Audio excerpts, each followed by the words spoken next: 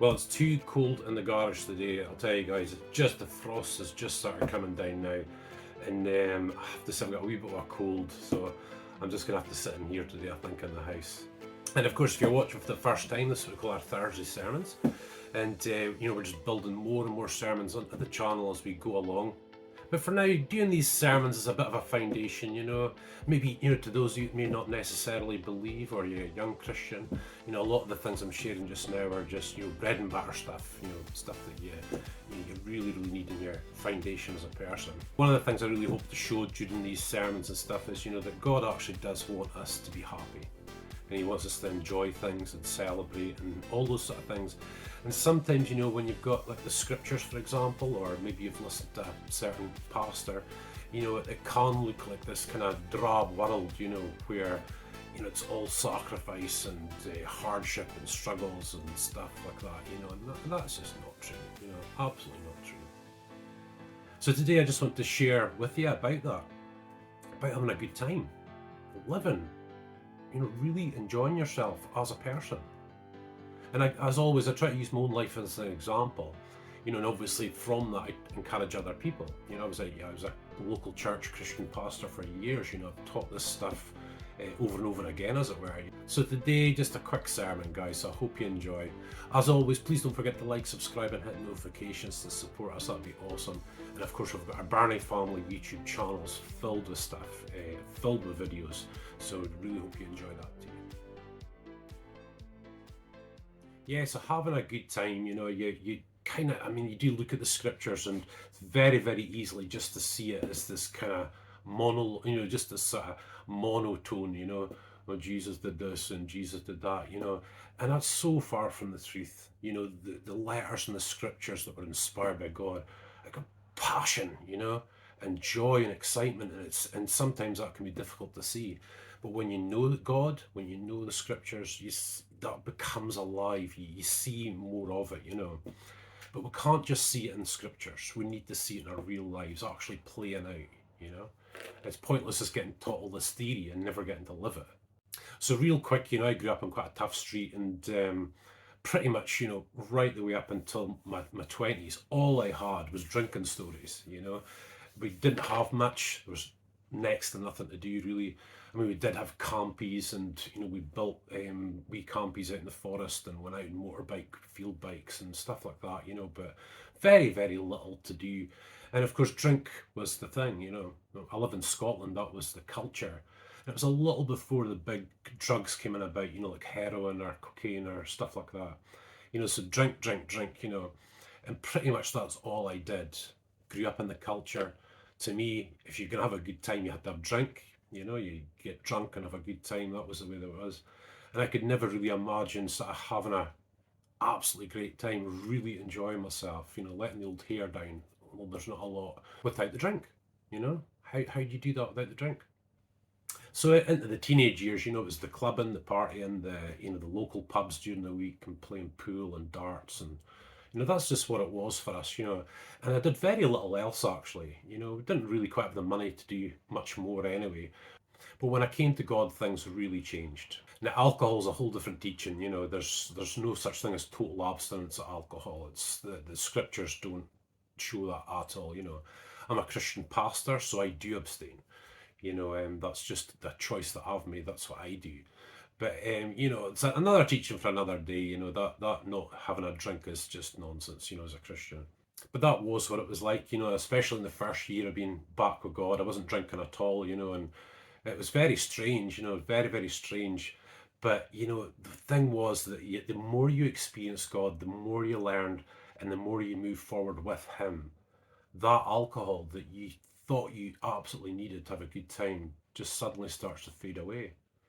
And it's just from experiencing Him. It's just from being in a life with Him. That these things just, even now they don't even appeal to me in the slightest, having a drink. It really doesn't. I had a drink problem. So, there's the odd time where you're like, wow, it's going to be nice to have a beer. But the difference for God is, guys, that you start to enjoy life itself. And you find that God's actually encouraging you to follow that life, And I remember once I was in the severest of pain for about 18 hours. It was just before I got the colostomy bag and stuff like that, you know. And I was lying on the hospital bed and they couldn't treat me. They were trying to give me pain relief and it wasn't happening. And I was really, I mean, I was actually punching, it was that sort, I was punching the side of the table like that to try and break my hand. Because you know you break something that takes the pain away from something else. It was as bad as that. And I remember a couple of days later, and I was out praying, I was out wandering, and I looked to the Lord and I said, "Man, I'm not scared of dying." I mean, I'd been in it. I thought I was going to die. I thought I was going to die right there, and I thought, wow, you know, in that situation, I wasn't scared. You know, I've got eternal life. I know Jesus.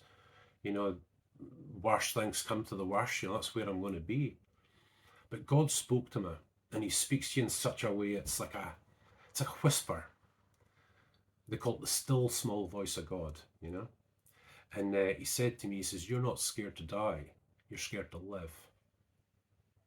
And that had to have been one of the biggest turning points in my life, you know, where I'd been looking to God and yeah, the experiences are great, but He's actually encouraging me to live my life, to really, really live my life, because that's not what I was doing. Even as a Christian, I still wasn't doing big activities and all that sort of stuff. So as always, guys, you've got to be a doer of the word, not just hearing it, actually do it, you know? And that was it. And I found that when I did, I started spending more time with my family, started doing things I really enjoyed, started canoeing, got a caravan. That was when we first got our own caravan, as it were, you know. And I really started living. And I was enjoying these things. I was back to fishing and, you know, doing all these sorts of different things and the motorbikes and whatnot, you know. And I was just enjoying normal stuff that probably we take for granted these days. You know, most people do, but really enjoying it, really beginning to enjoy life. And I was very blessed. So my first role as a pastor was about 3 years. We worked with youth and young adults at a youth church within the church that we were in, you know. And still, so far, the best ministry days of our lives, you know, it was just so enjoyable. And the kids just had that way that even drew that up more and more, you know, just having that good time and just really enjoying ourselves and stuff like that. You know, kids can teach you that quite easily. And all of a sudden you're doing things you never thought you'd do. And for me it was preaching and teaching and going to various events around Scotland and holding, you know, outreach meetings and youth cafes and all that sort of stuff, you know, really just living. So that's all that sort of stuff, you know, your what you call normal stuff becomes really good, you know, it just so much sweeter, so much full of life, you know, and you might look at it and think that's a bit, well, you know, but I'll tell you guys, you know, we've all got our passion in life, we've all got the things that we enjoy. And God sees that, understands that, and encourages that. But what about parties, nightclubs, celebrations, all those sort of things? Well, as far as the pubs and clubs and stuff go, you know, I'm 47. You know, it's not really something we do anyway. You know, and really back then, you know, when I was a bit younger, being with God was just far more. You know, drinking in nightclubs and that it just wasn't enough. You know, it was really empty, and you know, you sort of move past that. You know, but parties, celebrations, stuff like that, absolutely. You know, it's just so good to have those moments. You know, you can bond with family members and spend time with friends and all that sort of stuff. You know, I mean, do you really think God doesn't celebrate your birthday or something you've achieved or, you know, just anything like that? You know, He gets great joy in that. He really does, and that sort of quality of life is important to Him. It's important for Him to give you that. And you know, in my time, and again, I'm a pastor, you know, called Christian, so you do go through stuff, you know, and I've been through 4 years of ulcerative colitis and surgeries gone wrong and all sorts of stuff. More recently, again, and I'm not an unhealthy person, but hernia surgery went wrong and I was on a breathing machine and months of rehab. I'm still rehabbing from it, you know, still got that bit of brain injury going on. So these things do happen, but that's quite extreme. But for the other part, all the way around that, you know, it's God just really encouraging you to live. And there's even many times since God gave me that word that I've needed to be reminded of that, even probably today, to live, to really live. And I would hasten to say, guys, I know that there's probably a lot of people out there having a good time without God and so on, you know. It's not like it is with God. You can have that good time. But imagine, guys, having that security, eternal security. If a bomb was to drop on my house just now, I'd be in heaven straight away. Absolutely assured. No question about it. I've got God in my future. He's got it covered. He knows what's coming. He knows what I've done. He knows what's coming. He knows the issues, the problems, the challenges that will come up to deal with. You can have that joy, assurance, It's just so good. You can enjoy your life. And there's just that thing about the Christian life that people see as just being this, it's just suffering and trials and getting over trials and getting past things. Yeah, there's parts like that. There's parts like that in life, People die, friends betray, various things, happen. But that's just a smaller part of what the life God really wants us to have. So living your life. Live your life. It's quite easy for me as a parent, having David and Emily. It's so easy for me to enjoy their birthdays and their Christmases and stuff. Does God? Absolutely. Absolutely, no question about it. So if you are watching this today, guys, that, and you may not necessarily believe, or you might be a Christian that's actually, just lost their way a little bit, I just really hope this refreshes you into the mind of God, who he actually is. Not what you think you've seen and whatnot, that a lot of that stuff's just nonsense, that you see. But the real God himself, being a part of your life. I've got a family, you might live alone, you might not have a lot of family or a lot of friends. When God comes into your life, guys, your life goes like that. There's substance, there's depth, there's warmth, there's colour.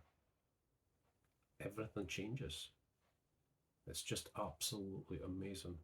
So the hope is, and hopefully I'm not plugging the Birnie Family YouTube channel here, but hopefully you see by some of the things that we do, and I know we do a lot, it's just because content for YouTube and so on, but that was never me. All the stuff that you see there, that was never me. I would have grown up just being the work, the pub at night time probably, even if I had kids, and come home a bit later, weekends probably not really doing much, a bit of DIY maybe and things like that, but not really living. And God gives you that. God gives you that excitement. He gives you that sort of drive within to just do things, try things, And I don't mean hugely spectacular things, it's not for everyone, But I'm talking about things you really want to do. It says in the word that God gives you the desires of your heart. I actually think that means that God puts that desire within you. And he wants you to live. He wants you to be happy. Of course he does. He's God. So listen, guys, thank you so much for watching. I will get back out to the garage soon, but it's just so frosty today, and I just really want to get this message and just share it with you, I'm going to be sharing tons more as time goes on. There's always lots of new subjects for God, and as always, I try to be led by God each time that I do a message, that I've got an inkling that, yeah, this is the right message for the right day. And you might be watching this message in 3 months, 6 months time, it won't make any difference. God can still use it to really speak to your heart. So for now, guys, thank you so much. A great big God bless from Scotland. And as hopefully my little tagline is going to be, is I'll always be here for you.